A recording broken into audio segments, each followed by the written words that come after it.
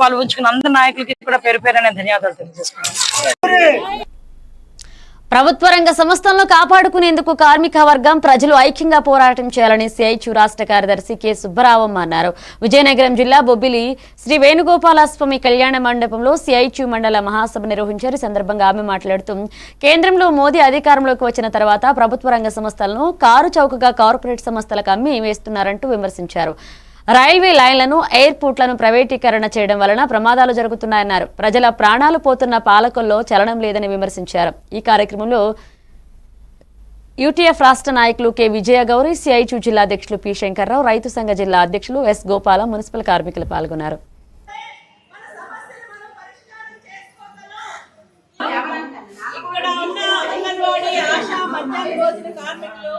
అట్లనే ఆర్పీలు, మున్సిపల్ కార్మికులు మొత్తం భాగస్వాములు అవుతా ఉన్నారు.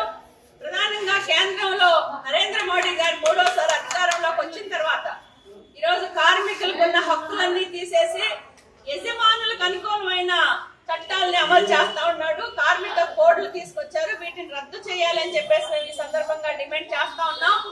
అలానే ప్రతి కార్మికుడికి కనీస వేతనాలు 26,000 రూపాయలు ఇవ్వాలి. ప్రతి కార్మికుడికి కనీసం 9,000 రూపాయలు పెన్షన్ ఇవ్వాలి అని చెప్పేసి కోరుతున్నాం. అట్లనే ఈ రోజు స్కీములకి బడ్జెట్ తగ్గించి ప్రైవేటీకరణ విధానాలు అవలంబన చేస్తా ఉన్నారు. స్కీములన్నిటికీ బడ్జెట్ పెంచాలి. అట్లనే మన రాష్ట్రంలో కూడా రాష్ట్ర ప్రభుత్వం స్కీమ్ వర్కర్లకి రకరకాల హామీలు ఇచ్చారు. ఎన్నికల ముందు అంగన్వాడీలకి వేతనాలు పెంచుతా ఉన్నారు. ఆశా వర్కర్లకి అనేక జీవాలు ఇస్తా ఉన్నారు. మున్సిపల్ కార్మికులకు ఇస్తా ఉన్నారు. ఏ హామీని ఇంతవరకు అమలు చేయలేదు.